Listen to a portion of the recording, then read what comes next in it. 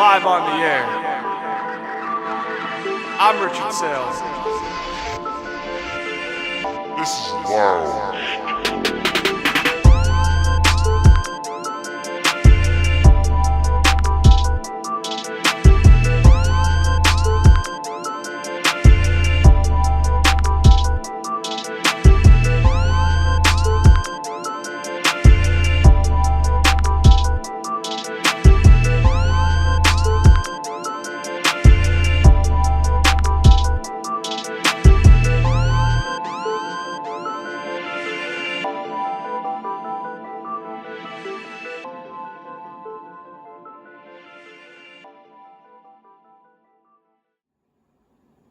Hello and welcome back to another episode of Lounge Time. I'm your host, Rich Saile, and today we begin the final episode of the 2025 year with NFL Week 17 recaps, a preview of the college football playoff quarterfinal matchups, and we've also got some head coaching carousel news regarding college football.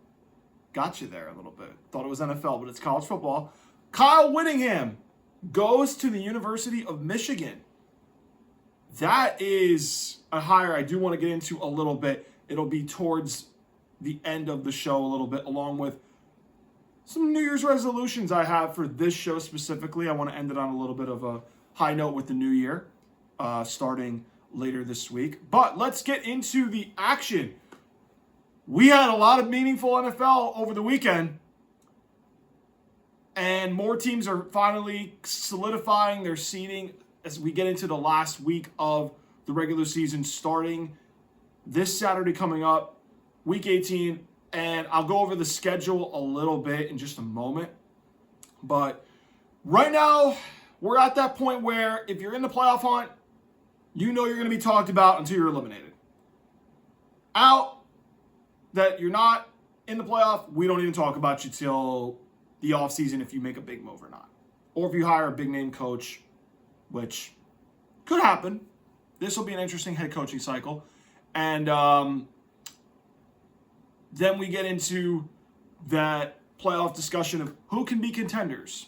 So, let's start with the Week 18 schedule. Now, for those of you that probably have not seen it yet or was a little late seeing the schedule be revealed late last night, Saturday will be the NFC South champion declared between the Carolina Panthers and the Tampa Bay Buccaneers. That will be 4:30 on ABC, ESPN. You can watch it on either one. That will be a playoff game that you guys will get to see. Not a playoff game, but basically a play-in game for the playoff. You get what I'm saying, right? NFC South division winner will be on that.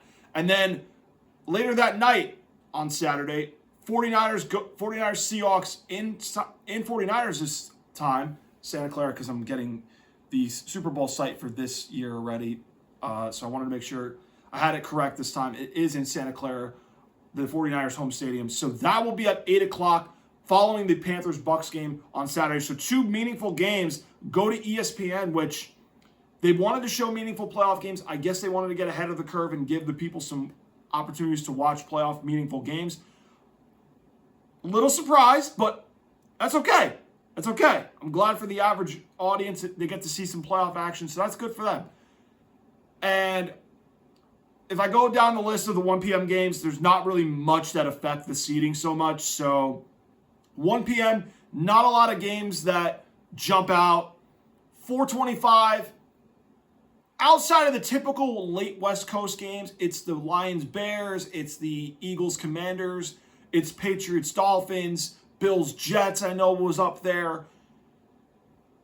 That's really the notable ones. I'm trying to quickly think of the little bit left that I can remember. Jags-Titans might have been a 1 o'clock game. I believe I kind of nailed all of them. And if I did miss one, let me know. Of course, it's going to be for seeding that teams get to watch. And then Ravens-Steelers is the Sunday Night Football game next week. That will declare the AFC North winner. Losers eliminated from the playoffs. But we will worry about that when we cover Week 18 next Monday. And that'll be a brief, because we'll preview the wild card matchups next week Can't believe that time is here already. So, that is an update on the Week 18 schedule as far as the marquee games, the ones that everybody wants to watch. I wanted to keep that one brief a little bit as well. So, brief update on the schedule. We're going to be now going to Monday and Friday unless I have an in-guest interview, which will change depending on the schedule. So we're looking at a Monday and Friday as far as episodes, which will be, and as we get into the postseason, I think what we're going to start to do is, because next Monday, the regular season will be done by Sunday night, we're going to just do a little recap of Week 18, previewing the wild card matchups, talk a little bit about the playoff bracket. That's ideally what I want to do. And then the preview of the semifinal matchups for the college football playoff. That's going to be next Monday. And then what we're going to do is we're going to do next Friday where it will be just straight up wild card picks. I usually do a deep analysis with this. I will still give a pretty fair analysis. And then I will pretty much go into some of the semifinal recaps, previewing the national championship game possibly. Depending on the time, it will be heavy NFL wildcard, playoff bracket prediction type of thing for the NFL because I love to do that every year. So we're going to do that as well. So, yes, we will have a show on Friday. That will be previewing the quarterfinal. No, it'll be reacting to the quarterfinal matchups, and it'll be previewing Week 18. See how quickly I'm trying not to get things mixed up. So, anyway, now let's get to the recaps. We're going to start with the Saturday games because these were good games that, to me, this was big, especially for my New England Patriots, waiting on our first-round playoff opponent now. And one of them has officially given Denver the 1 seed, and I'll get to that in just a moment. Why? So the Texans-Chargers game. I did watch this one. This was the only Saturday game I watched. I didn't watch the Ravens-Packers because Lamar and Jordan Love weren't playing. I thought the Packers would honestly win. I was wrong on that, but I'm going to start with Texans-Chargers first. Outside of the first 2 drives of the game, I thought the Chargers defense did really well, considering the fact that I have never seen Jesse Minter's defense get shredded in the way that it did. And that was a very good pass defense that C.J. Stroud picked apart in those first 2 drives. I was like, whoa, okay, this is a statement. And from that point on, the Chargers, every time they got in Texans territory, Gadsden, he had the touchdown late that made it up, yes. The one ball a little high above his hands, and it lands into a Texans defender, and then he dropped one. Arondé Gadsden, you had highs and lows in that game. You did catch a touchdown late, but you had 2 plays where I'm like, those are going to come back to bite you bad. And Justin Herbert, he only could do so much because that offensive line, when you're down to your 3rd string tackles against Will Anderson and Danielle Hunter, just pray to get out of there in one piece. Well, that's what he was trying to do.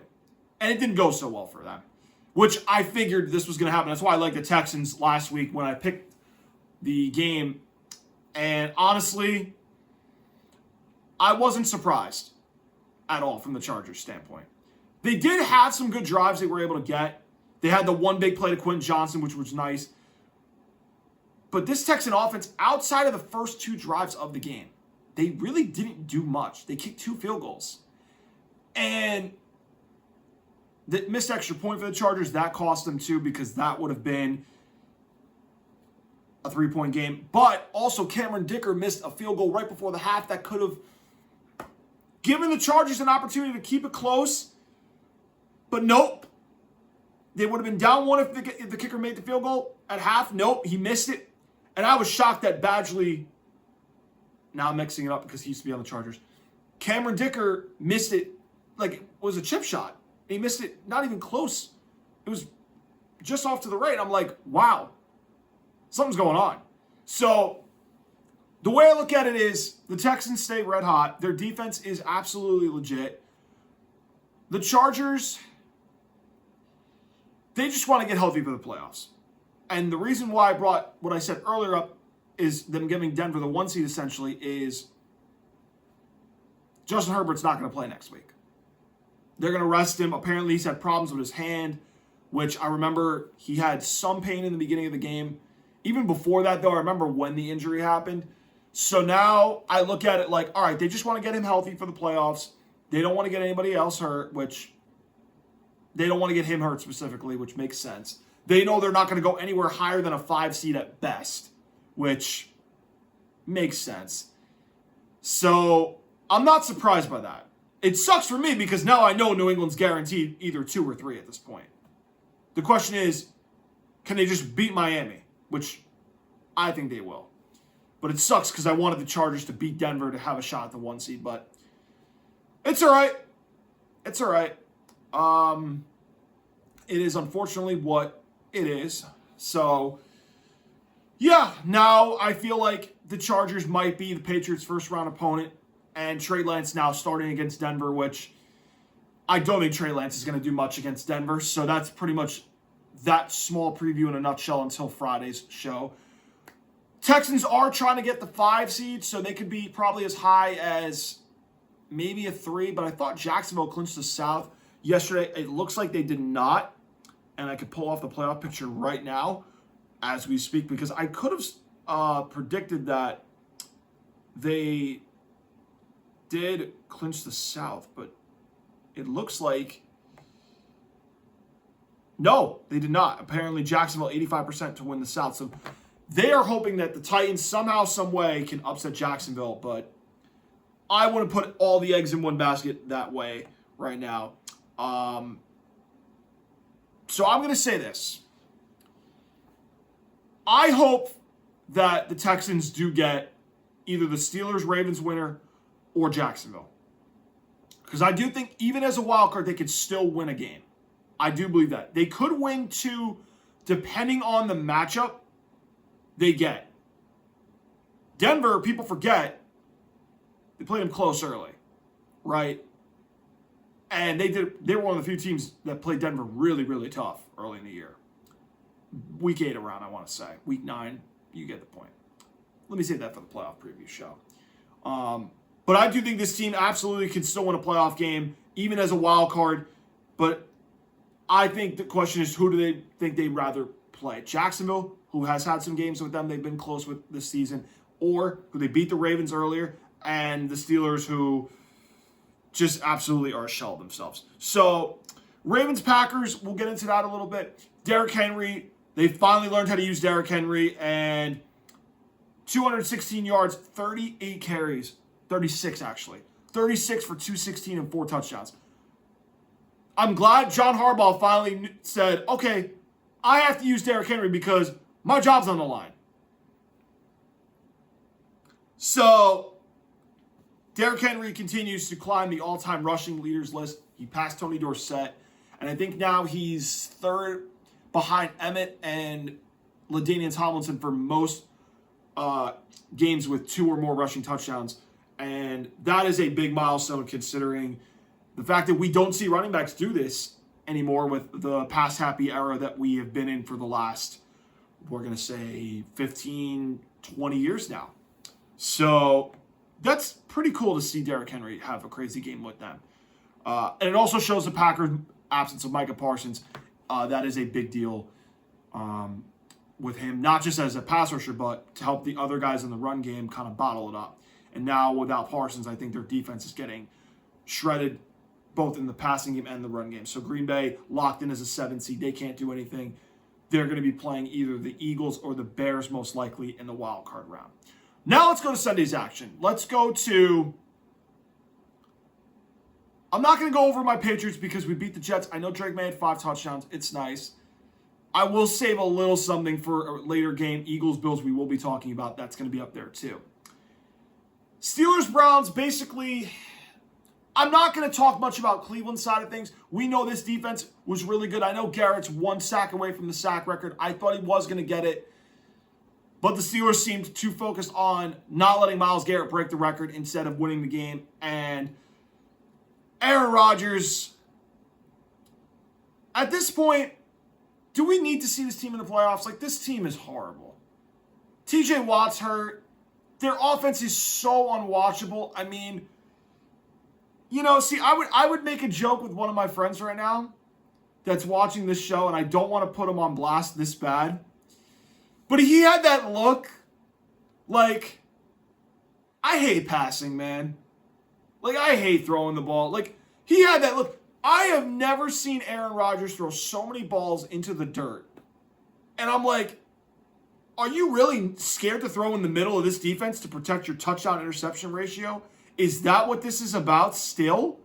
Really? You're not challenging this defense? Like, wow. And I'm going to tell you right now, too, they really miss DK Metcalf right now. He had to get in trouble last week, right? And now, watch. Because he got suspended for this fan incident last week with the Lions, they're going to lose the division because of this. But the Ravens are not sure Lamar Jackson's going to play. Oh my God, this is, get the Steelers off my TV. I'm done. I can't even watch this offense. The fact that we as football fans have to watch that game on Sunday night, really? If I'm being honest, it should have been Panthers-Bucks, or it should have been Seahawks-Niners. It should have been Seahawks-Niners, if I'm being honest. That should have been the night game.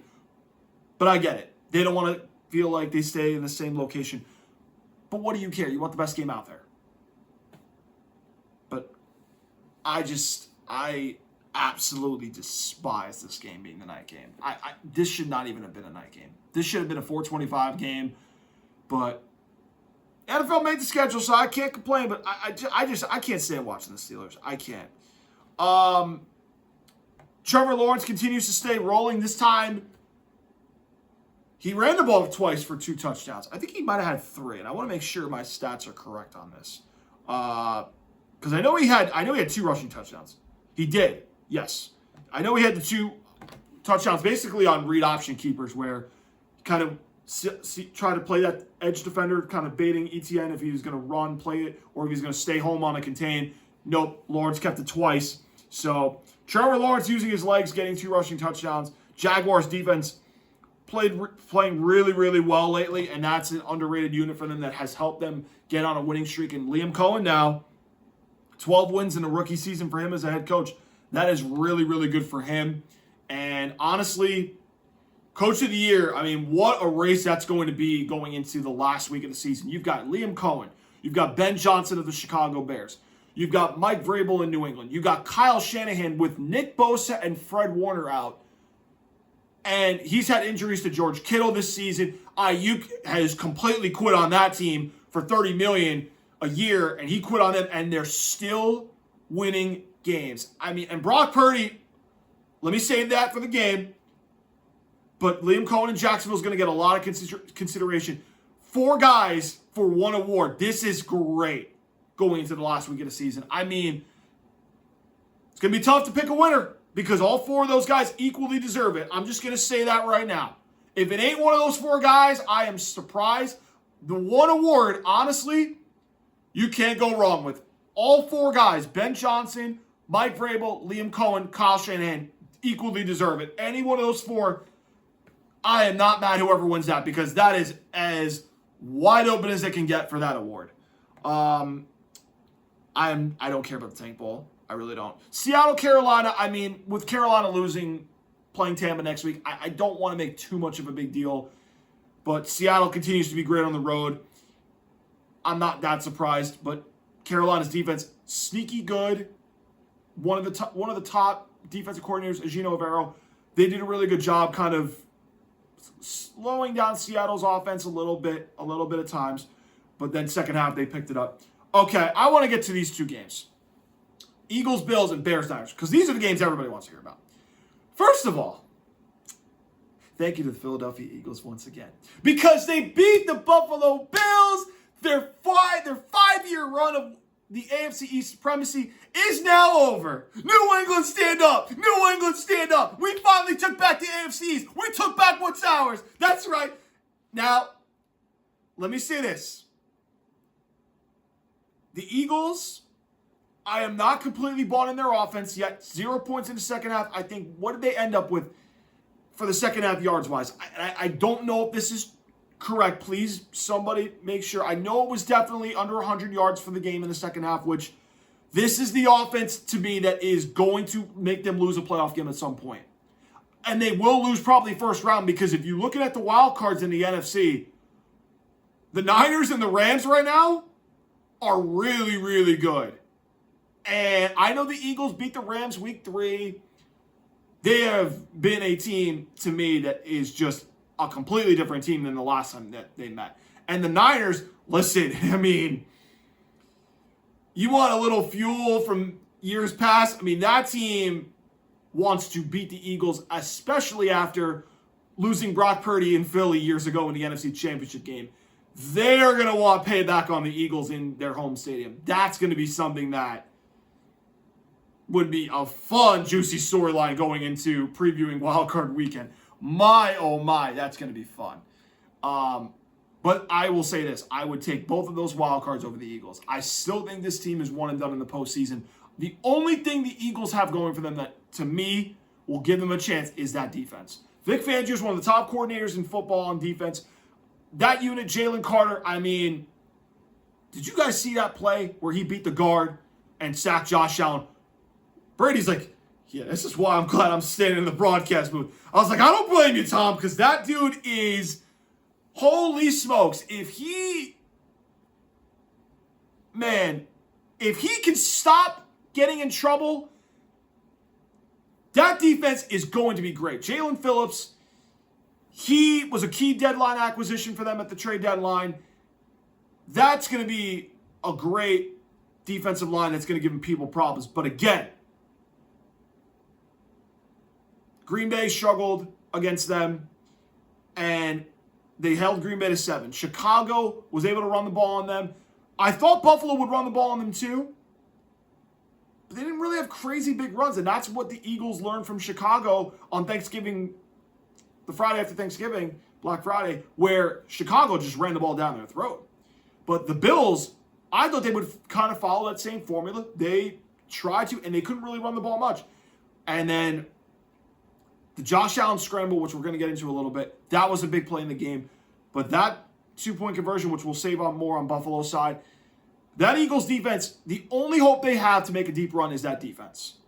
That they have to play historically really good, but their offense, to me, is atrociously bad. They cannot win games like this. I'm telling you, this is not a good formula for this team to win games, and I think that the way I see it,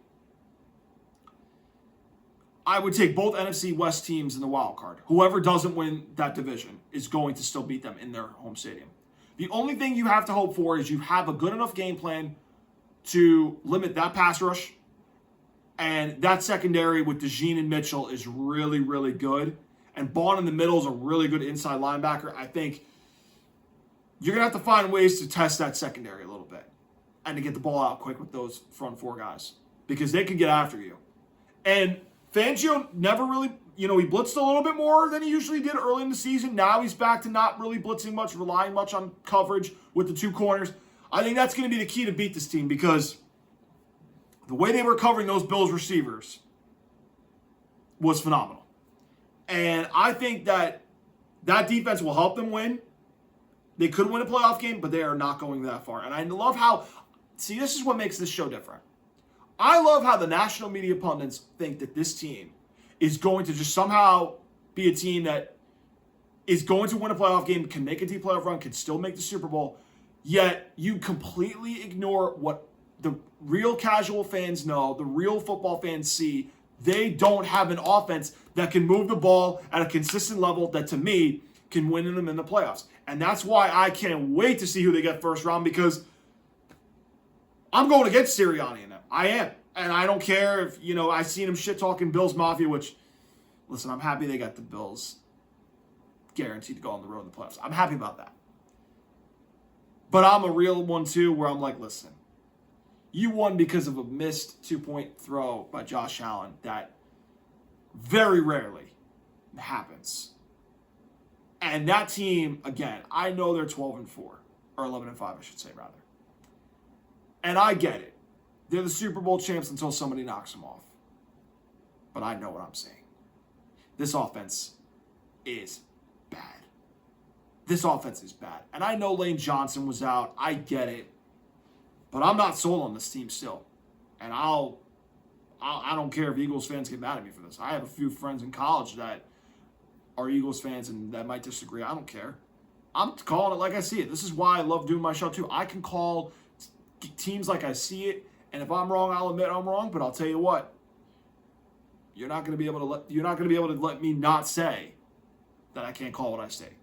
The Eagles, that offense is just going to hold them back, and I think that they're still going to be one and done. To the Bills side of things, you know what I find ironic is that when Josh Allen plays really well, we don't criticize the receivers about how bad they are. We don't. But when they lose, we always pinpoint to the receivers are not good over there. The defense is bad. Sean McDermott made, and it was before the touchdown where I'm like, what are you doing, Sean McDermott? Like, what? Like, what? What are you doing? Like, that was a dumb call. And this is what they go to when Josh Allen does not play well. Now, again, I know Josh Allen, he had 262 passing yards. He was 23-35. That sack, and again, he is a hard guy to sack because of his escapability, his maneuverability outside the pocket. He's big and tall. He basically shrugs you off when you try to sack him. He's that hard to tackle. But he also runs in the open field like a running back. That's the other angle too. But on the sack where he took forever to throw it, like he scrambled left, and then he tried to keep making a play like Mahomes usually does, and then the Eagles sacked him. That's a play where, again, I know he's trying to make plays because his team's down. They need points. They're down 13-0. But I will say that was a bad play, that he should have just learned to throw the ball away. And I've seen him do it where he just throws the ball away. That was a play where, in his mind, he is like, I have to force this. I have to make a play. And that's what gets him in trouble in the end, when you play a team that completely makes him have to go do what he has to do. And the Eagles were like, we're going to play really tough with these receivers, tight coverage, and we're going to have to make you force a throw, which, again, when he does force a throw, sometimes it goes well, sometimes it doesn't. That's why there's a little Brett Favre-esque throw in that regard, the way his style is. But there's also a little bit of where it can go awfully wrong. And that sack play was basically one of the key plays in the game. Now, to me, that 2-point play, let me be on the record. I did not hate the call because they had all the momentum going their way. And I don't blame them going for the win. Especially they were trying to play for the AFC East still. But I will say, I'm glad it worked out for my New England Patriots. I am glad it worked out for my New England Patriots. So I will take it. I will take it. But that overthrow, that's tough to live down. That's tough to live down. Because now that throw is now the difference between them potentially hosting a home playoff game in Buffalo to now he has to go on the road for the rest of the playoffs in the AFC. In a year where the AFC is wide open. No Mahomes, no Burrow, likely no Lamar Jackson. And you're now the big guy that's been there consistently. And now you got to go on the road. Interesting. Interesting how the season works. But honestly, everybody now is saying, oh, the Bills can't make a Super Bowl now because of this. And I'm going to still be fair, guys. I still think this team can do it. I don't care. Until he is eliminated and out of the playoffs and that score says final, that dude can absolutely get the Bills to the Super Bowl. They can still get there. Don't drink the Kool-Aid. This is what the national media is trying to do, to make excuses, because now they're trying to cover up excuses for Josh Allen now, because he's now their new face of the profile of, this is the National Football League. This is the guy that we need to win because he's a marketable star. They're ignoring all the young guys because they're like, oh, it's too soon. It's too early. No, they want to go to Josh Allen now. And I'm not going to sit there and let them do this, because I'm saying it right now. He has no excuse to not win the Super Bowl in the AFC this year. He's got no excuse to not get there this year, especially with how wide open the AFC is. And in all honesty, he's the one quarterback in the AFC that could win it and beat an NFC team. He's the one team that could do it. But in a way, this year is so wide open, based on superstar ability, there's no reason for him not to do it. But I will say this. The changing of the guard in the AFC is happening before our very eyes. 5 years ago, we looked at the Chiefs. We looked at the Ravens. We looked at the Bills. We looked at the Bengals. And we said, they got windows. They can all make the Super Bowl. No, they can't, because that is when you realize they all got to beat up on each other, and that window shrinks. Why does that window shrink? Because you have that rookie quarterback contract, which Allen had a couple years left before they had to pay him money. Lamar Jackson had a couple years before they had to pay him money. Joe Burrow had a couple years on his rookie contract before they had to pay him money. Mahomes, they were able to kind of restructure the cap, and they were the one team that was able to figure out how to maneuver the cap in their favor with all that stuff, right? Now the Bills, their window is kind of closing because Milano's getting older. He's been banged up last couple of years. That receiving core, Brandon Cooks did make some plays now, but the media don't want to tell you that. I saw the game. He made a couple big plays. Shakir, he's still a solid receiver. I know he hasn't been the guy that people thought last year that he would be, but he's still a solid playmaker. Keon Coleman, I don't know what the hell happened to him. That's that. Tyrell Shavers, he had that one catch that was nice. Again, media don't want to tell you that. They want to blame the receivers when things don't go right. Okay? James Cook, he's good when they win, but when they lose, his name doesn't get mentioned when they can't run the ball with him. Joey Bosa's getting up there in age. All right? Tre'Davious White. I mean, the only thing I see him doing is he keeps holding receivers' arms and not trying to be able to let them get that second arm to make a catch and stuff like that. But they don't want to call PI in it. Let's see how it is. Their window's closing. And you know whose window is starting to open? The New England Patriots, the Denver Broncos. I would even argue teams like Jacksonville with the young receivers they've got. And I know Trevor Lawrence got paid, but their window's slowly opening up again. And I think we're seeing a new change in the AFC where the window is starting to close for the teams of 5 years ago that we thought had a long window, but now it's shrinking. And now the teams that have quarterbacks on rookie contracts, that window is now opening. And I look at teams like the Texans, who now are kind of closing that window because Stroud and Will Anderson are coming up on fifth-year options, where they've got to make decisions soon on, all right, are we willing to pay Will Anderson close to $35 million a year for a pass rusher? Are we willing to pay C.J. Stroud $50 million? That's coming up. Derek Stingley is coming up. They paid Danielle Hunter a couple seasons ago. That deal's coming up. So this is where I say, even the Chargers, where they gave Justin Herbert a ton of money, well, they got to go get him on offensive line first. And their defense, Khalil Mack's getting old. I just think the AFC, we're seeing a changing of the guard right now, and I just think the media just doesn't want to say it. But they'll acknowledge the window's closing, but they want it really quick to be like, yep, this team can't make it. Don't fall for it. They can still do it in a wide open AFC. We know Josh Allen has made to the AFC Championship game twice. And he's outplayed Mahomes in the playoffs. Now with Mahomes out, they can get there. Can they win it all currently right now with a defense that, to me, can't stop the run It is not very good at defending the run. No.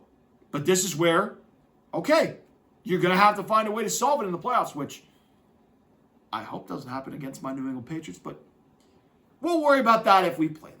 I'm worried about who I'm playing first round. I don't want to play them first round. I don't. Because then I'll be sweating like crazy on that game, and I'll be like, that's not going to be fun. So, no excuses. I am not letting the media cover up for their new poster fanboy. I'm not doing it, and I like Josh Allen, but I'm not going to sit there and let them make excuses when they lose. The receiver core is not good enough. Their defense is not very good defending the run, which are all, I'm not saying they're all not valid points. The run defense being terrible is completely valid. The receiving core not being well, no, Eagles defense is really good. No. You're not going to get away with that. Them not running James Cook, I don't know why they don't run him, but again, the Eagles defense is really good. And they had a good game plan for Josh Allen. Give Vic Fangio his flowers. But do not start planning excuses. All right. The Sunday night game, Bears-Niners. What a game this was. Because let me tell you right now, you could not have asked for a better game of the weekend than that one. This was down to the wire, back and forth. I mean, it was down to the very last play of the game where Caleb Williams had a chance to hit a walk-off touchdown not once but twice. And we saw it happen last Saturday against the Packers at home where they won an opportunity to go to the playoffs, where they clinched the playoff spot that night. And basically, they clinched the North this past Saturday because the Packers lost to the Ravens. So really, that play not only clinched the playoff spot, they clinched the North on that one play. But this week on the road, he's moving the ball well. Has a chance to do it twice for a chance at the 1 seed. And he couldn't do it on the last play of the game. And I thought it was just so funny of how the mirror reflected one outcome last week, and this week it reflected another. And I thought it was just so funny how it happened. But the Bears offensively, this was a game to me where you're seeing a team, and I've had questions if they can win with Caleb Williams throwing the ball down the field. They're slowly showing they can. But their run game is their entire bread and butter to start it up. And I think that they had a couple runs. Swift had a rushing touchdown. Monangai had a couple carries. But if they can get that passing game going, like a well-oiled machine like he had in Detroit, which we're seeing slow glimpses of this team, do that.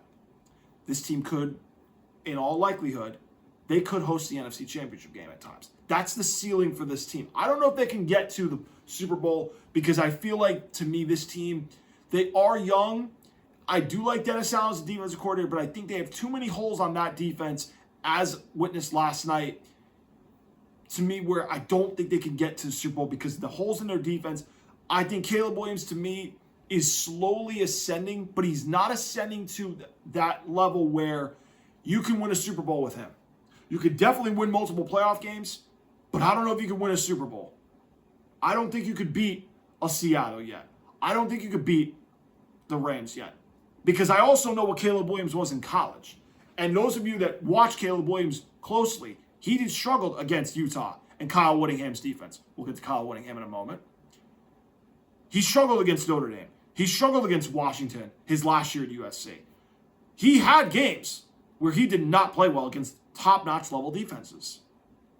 And I think that in the pros, that's going to be the very same reason that they do not win the Super Bowl. Is Caleb Williams, when he will run into an elite defensive coordinator, he will expose the flaws in Caleb Williams' game, which he does extend plays and he can make certain throws from certain arm angles, which you got to give him credit. He has Mahomes-esque qualities. But he also just doesn't learn to throw the ball away at times, and that gets him in trouble.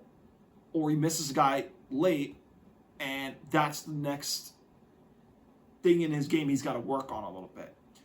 And I think that's where, to me, the Bears showed in this game why they're close, but they're not at the level they can get to win the Super Bowl. That's why I have them a tier below right now. The Seattles, the San Franciscos, the LA Rams, all right? I think those three, the NFC West is going to have the NFC Super Bowl representative. That's what I learned last night. I mean, listen, look, Brock Purdy, and I didn't watch last Monday night's game because the Colts defense, I'm going to be honest, I didn't want to watch old man Phillip Rivers. I didn't. It's hard to watch him because he has no velocity on the ball. That defense, honestly, with Sauce Gardner out, he's nicked up too. He's not the same. That defense got shredded by Jacksonville a little bit, and Seattle, I know, didn't have the greatest scoring output that game. I just think that the Niners, Kyle Shanahan, he had answers for Lou Anarumo that I'm like, yep, this makes sense. Like, you could see a sinking ship with the Colts. I didn't want to watch it, but I'll tell you what. I watched Brock Purdy last night, and I'm like, wow. This guy, I don't know what he's on right now. I don't know what he has before the game, pregame meal-wise, drink-wise. I don't know what he has. But these last two games, shit, I got to know what he's got. Because he made some throws where I was like, I did not see him make these throws much when the Niners got to back-to-back championship games with him. I didn't see many of these. Like, they are giving him the ultimate freedom to let him make whatever plays he needs to make. And the amount of times he extended plays, the one where he's kind of rolling out left, and he's got a defender closing in, and he kind of has that Tony Romo escapability where he kind of spins him around and he throws it and it's a touchdown. I was like, that was Tony Romo-esque type of play. It just was. I was like, he just made a Tony Romo-esque type of throw. Where I was like, wow. And I remember when Tony used to have kind of plays where he would kind of run outside the pocket and kind of side shake that defender a little bit, like kind of where he kind of side shakes him off a little bit, and then he throws it. That was kind of what Brock Purdy had on that one play where I was like, wow. And he ran 2 scores in too. I mean, if there's any quarterback right now that's on fire outside of Trevor Lawrence, and obviously Stafford and Drake May, of course, it's this guy. Because there is an ultimate confidence about him that I did not see the past 3 years, where he just has supreme confidence. That's scary. Because if he's got the confidence that he's playing with right now, these last 2 games,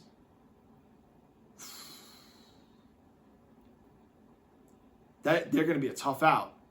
Because now I'm hearing Fred Warner's got a chance to make it if they go to the NFC Championship, which, woo, that is a key addition for a team that, to me now, and I know they've had the easiest schedule with New England and stuff, but Kyle Shanahan knows how to win games, scheming up great play calls, and he just knows how to use motion as advantage. He knows how to get his receivers, Pierce Saul, open.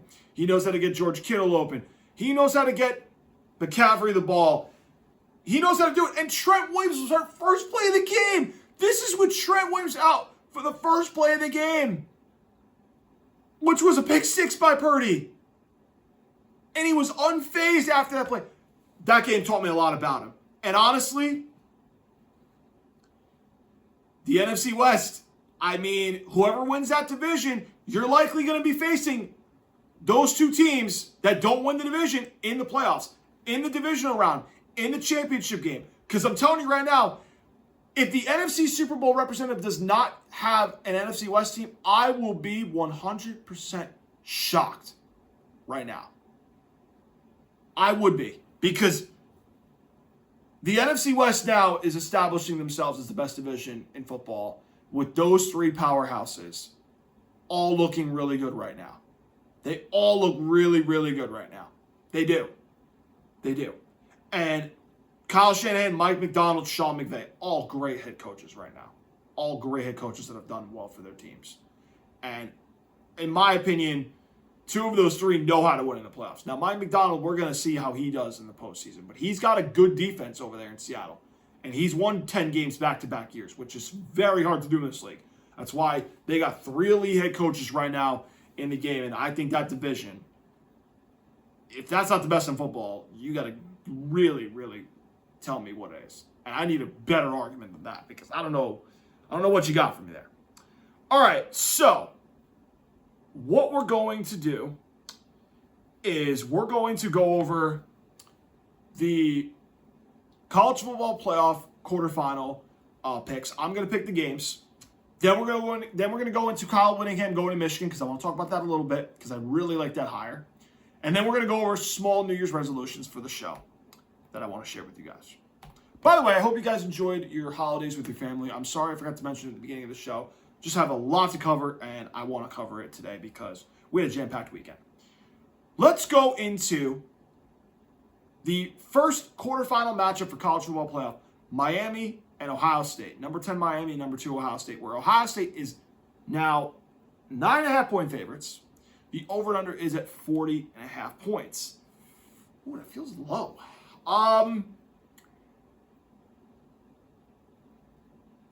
I do like Ohio State to win because I do not trust Carson Beck. I know that Miami has Ruben Dane Jr., who I raved about last Monday, I believe, when I recapped the first-round matchups. And that dude is a grown man playing college, and he's going to be a top 5 pick. He's going to be a top 5 pick.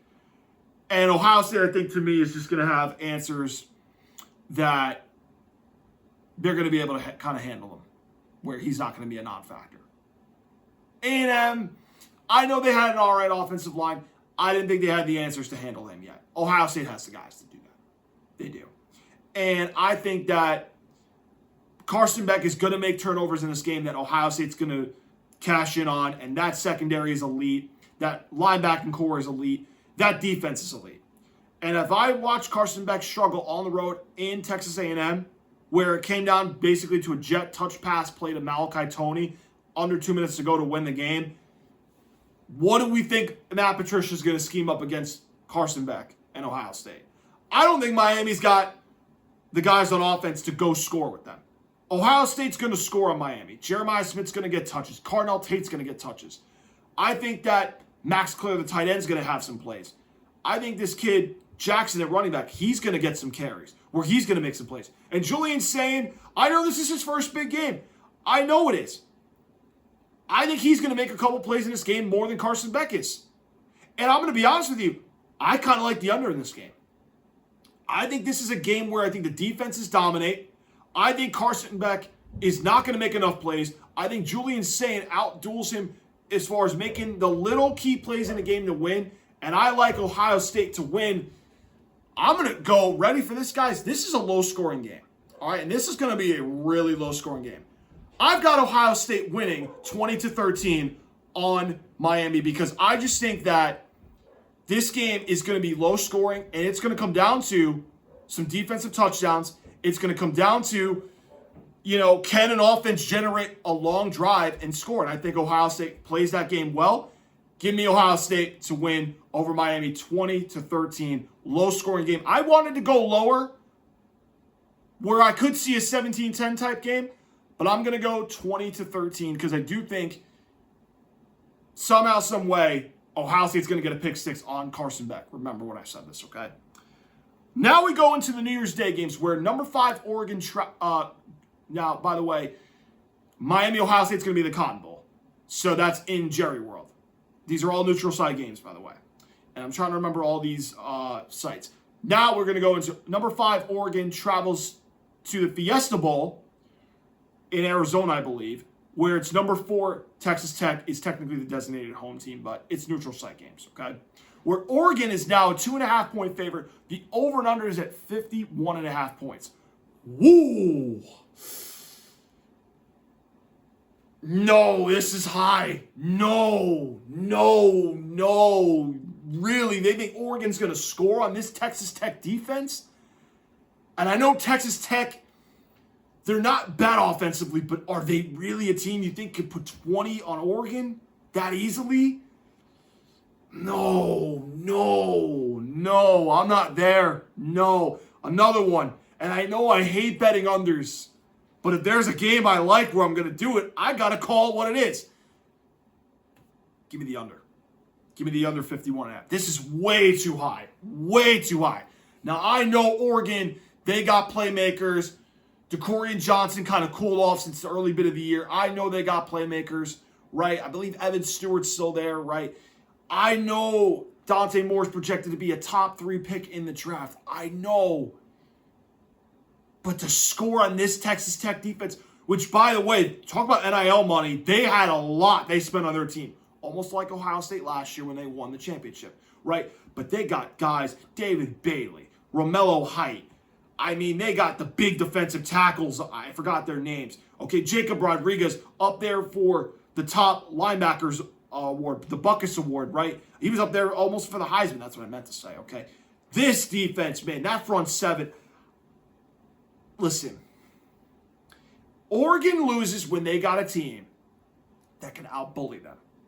Ohio State out-bullied them last year. But to be fair, it was more the big play game that beat them last year because Jeremiah Smith was the next coming of Randy Moss that we have not seen in college football much in the last, and I got to go back, man, to the great receivers. I mean, I remember Devontae Smith's Heisman run 5 years ago, and I'm trying to remember even guys before that where maybe like Jamar Chase, Justin Jefferson, but that was a great team. That was a great offense. But I'm saying single season receivers that elevate a team. Oregon, trust me, they are good. Texas Tech got the bullies up front, both offensive line and defensive line. This is how Oregon loses. They can't beat a team that's more physical than them. I like Texas Tech. Give me the points and give me the under. Because I think Texas Tech's defense is going to get after Dante Moore. Remember Indiana when Oregon was the home team in Alton Stadium and Indiana had a pick six on them that decided that game and they made the takeaways in the fourth quarter? Texas Tech's going to do almost the exact same thing, and I think this is where Dante Moore struggles against very good elite defenses. Iowa, he made the game-winning drive on the road. Penn State, they were up, and they had a nice lead, but then he made the throw in overtime. I'm just saying, I don't think it's going to be against this defense. So I'm taking Texas Tech with the points. I think Texas Tech's going to win the game, and I'm going with the Red Raiders to win, and I think this is going to be along the lines of, this is going to be close too. I'm going to say 23-20. I think this is way too high of a total. I think Texas Tech can score, but I think Dante Moore and them, it's going to be a hard time moving the ball against them. I don't think they're going to score at will with this team. I don't think so. Give me Texas Tech to win the 2.5 points. I'll take the 2.5, and I'm going to take the under in this game because I think Texas Tech's defense is going to make a play on Dante Moore, and they're going to have an opportunity to win this game because their defense is going to be too physical for Oregon's offensive line, and I think their offensive line is going to manhandle their defensive line, and that's where I think Texas Tech wins in the trenches, and they win on a field goal, 23-20. All right, to the Rose Bowl we go, where number 9 Alabama plays number 1 Indiana, where Indiana is 7-point favorites. The over and under is at 48.5 points. I want to make sure it wasn't 9. The print is so small on this, so Indiana, please beat Bama. Please. I don't want Bama and Ohio State in the Final Four. Because then I got to hear both fan bases absolutely be nauseating. And no, I can't have both of them in the Final Four. It would be a nightmare scenario because they're going to be gassing themselves up, beating number 1 Indiana if they win. And then they're going to think they're going to win the national championship. And then I got to have to hear Paul Feinbaum, who is so Mr. SEC, Mr. Alabama himself, say, oh, they're going to beat Texas Tech, which, no shot. Alabama beats Indiana. I think Indiana, to me, guys, listen, they can win within 7. I think Mendoza, to me, is going to be the key. Can he protect the football? He's won the Heisman. Omar Cooper Jr. is going to play in the Rose Bowl, which is key. Can they protect the football? That's the key. They've won the big games. Now, this is where it all counts. Can you beat the big boys on the big stage? You won it in Indianapolis in the Big Ten Championship against Ohio State. You won in Oregon. You won in Penn State, even though Penn State wasn't great. Well, this is what you worked for right now to beat Alabama, the once dynasty of old. Please beat this team. All right? I think they can score on Alabama. I watched Oklahoma score 17 unanswered in the first half against Alabama. Indiana should be able to score at least 24. They should be able to. I'm going to give Indiana 27. I think Alabama's going to have a couple plays. I'm going to say 27-16. Indiana beats Alabama. 27-16, Indiana beats Alabama. I think they're going to score. To me, the Indiana defense is the key. Can they win up front against Alabama? You have to pressure Ty Simpson. You have to make him uncomfortable. And to me, Indiana, Aiden Fisher, D'Angelo Pons in the secondary, they have players. Moore at safety. They've got to make plays and create turnovers on Ty Simpson and get pressure up front. That is when Alabama struggles and folds like cheap tents. This is a finesse team. Indiana has to be the more physical team. Give me the Indiana Hoosiers 27-16 to play Texas Tech in the Final Four. To the Sugar Bowl we go, where number 6 Ole Miss plays number 3 Georgia, where Georgia is 6.5-point favorites. The over and under is at 55.5 points. Whoa, that's a lot. Okay.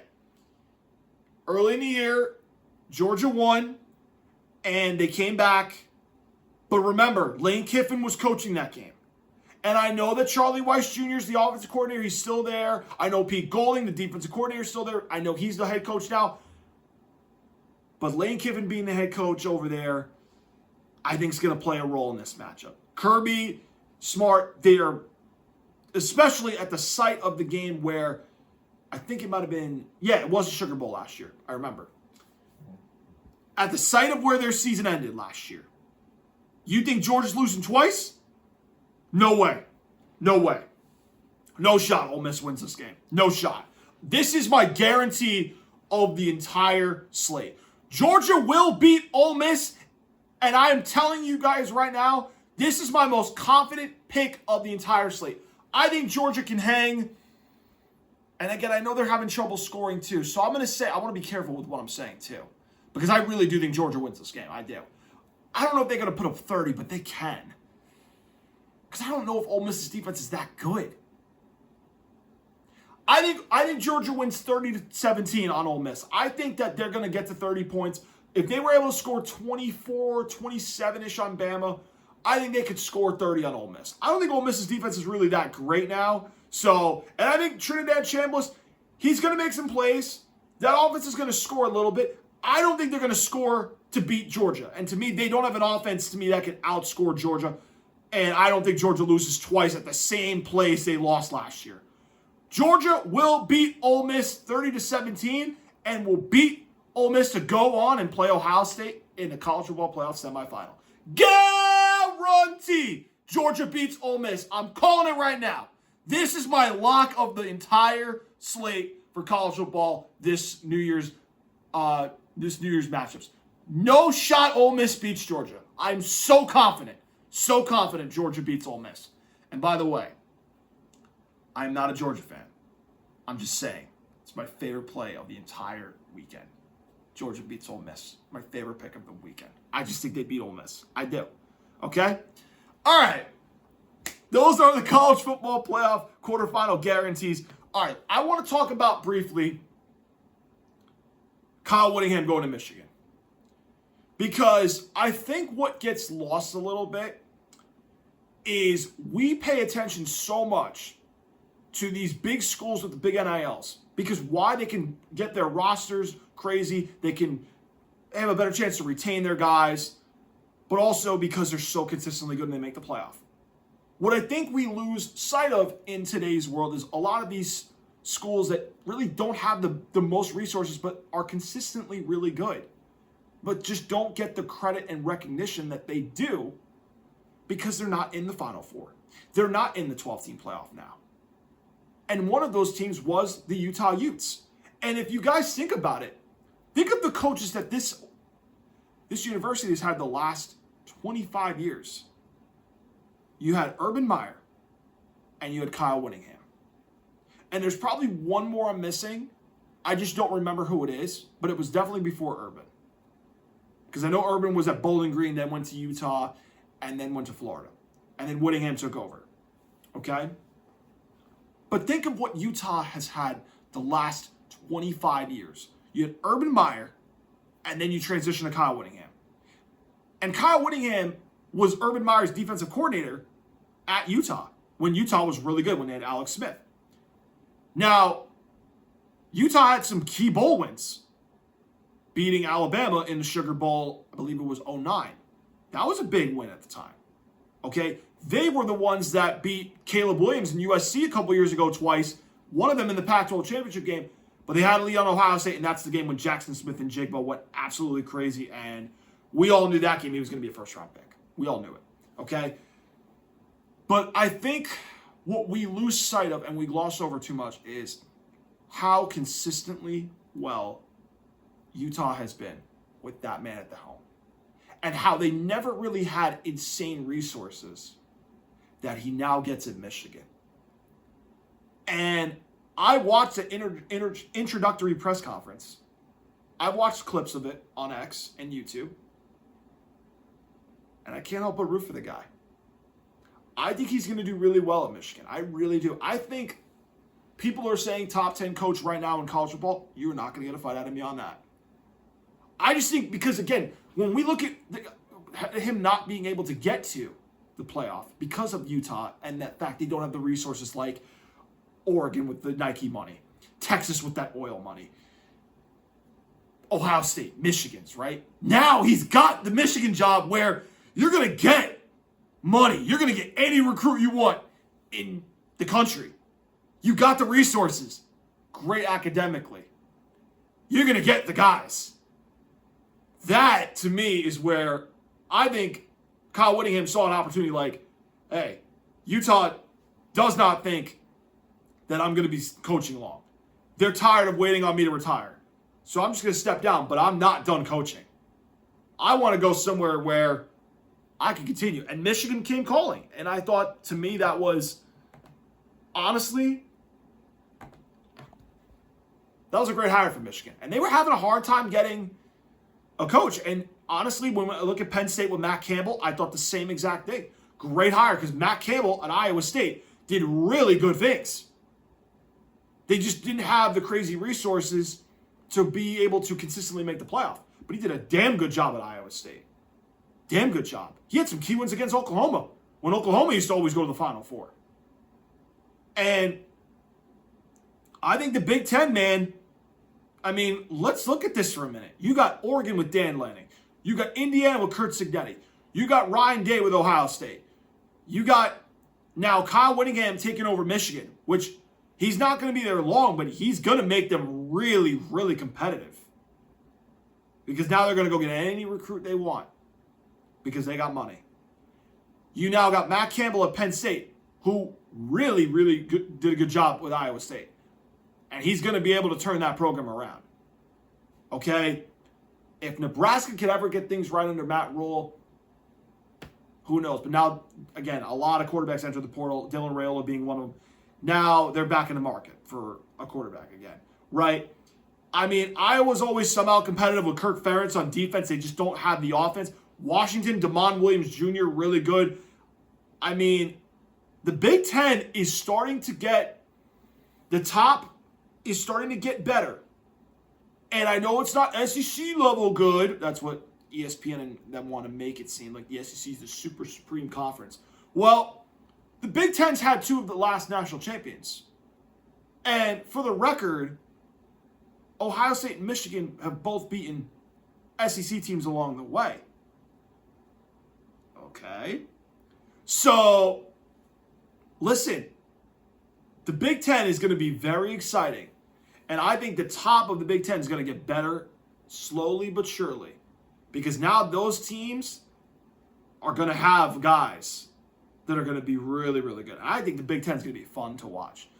But I really think Kyle Whittingham fits exactly the Michigan identity that they want to be. They want to be old school, run the ball, play defense, and I think Whittingham's going to get the offense. I'm very curious to see the chemistry dynamic between him and Bryce Underwood. I think it's going to be great. Can they maximize Bryce Underwood's skill set? That's the key. I have no doubt he's going to get the defensive guys he wants. I have no doubt that defense is going to be really good. I have no doubt they're going to run the ball really well. I have no doubt they're going to build the offensive line really well at Michigan. But now with the ability to go get any recruit you want, and Whittingham being a West Coast guy, he can go get those guys out west. Now can they get the key is obviously in-state recruiting with Michigan, right? And East Coast, down south, they're going to get anybody they want. I think this is a home run for Michigan. Really good hire. Honestly, even though it wasn't the biggest name that they could probably get, he was one of the top options that I think honestly fits Michigan's identity. I love this move for them. And I think that this is a great move. All right. To cap this show off, this is the final episode of 2025 because Friday will be the first episode of 2026 that Lounge Time has. Now I want to share some stuff with you guys that I think are going to be something that I'm going to be posting both on as a YouTube post and on X. And I did this last year too. And I want to make sure that I have the correct numbers for the channel that I want to share with you guys. And honestly, I want to say thank you all to those that subscribed this year, to those that have kept following the channel, because honestly, me doing this show with you guys is one of my most fun, pride and joy moments every week, to be able to give you guys the best content, to be able to give you guys opinions that you guys honestly like to hear. And I know sometimes we might not agree with all of them, but I'm glad you guys come back and always comment and always enjoy the content that you guys love. And I can't do without you guys, because this channel continues to grow because people continue to watch and they always leave comments about how I don't get the views and how I should be appreciated more. And by the way, I want to say thank you, because you guys, the fans, you help us grow to this point. And honestly, we can't do it without you guys. I started this show 4 years ago, and honestly, I had the idea almost 10 years ago. And I think, honestly, one thing that I wanted to bring to the table is that I want to bring a show that you and your friends talking and watching a basketball game in the basement or a football game in the basement, and you're just getting opinions that, you know, you casually see from watching players, watching teams play. And I wanted this show to be about that. Now, I get I have my little animated moments, okay, but I think sometimes I try to have a little bit of a personality where you're like, I get where this guy is. And honestly, I'm so thankful and honestly happy that you guys love the content that we keep producing here on the channel. And I promise we will have some guests for 2026, all right? But I want to share some numbers with you guys real quick, all right? So as of right now, we have 27 subscribers, and the most viewed video on Lounge Time history was 10 months ago at 245 views. And at one point, we had that same video, and it was much higher for the first 24 hours. It was at 350 views at one point. Now, I don't know why it went down to 245. I don't know all that stuff, but we also have 4 Rumble subscribers, which we just started this year. My New Year's resolution for this channel specifically, I want to get this channel to 50 subscribers plus. That's the goal for 2026. Let's get to 50 plus subscribers. Okay? Let's get a video to get to 500 views. Hopefully hit the 1K mark. That's what I want this channel to have. Obviously, the goal is to have more guests for 2026. That's going to be hard to do, but hey, I have no problem having people on the show to talk ball with. I can talk a little NBA. I can talk March Madness. I finally was able to do that a little bit. We are going to do a little bit more March Madness content once football season ends, okay?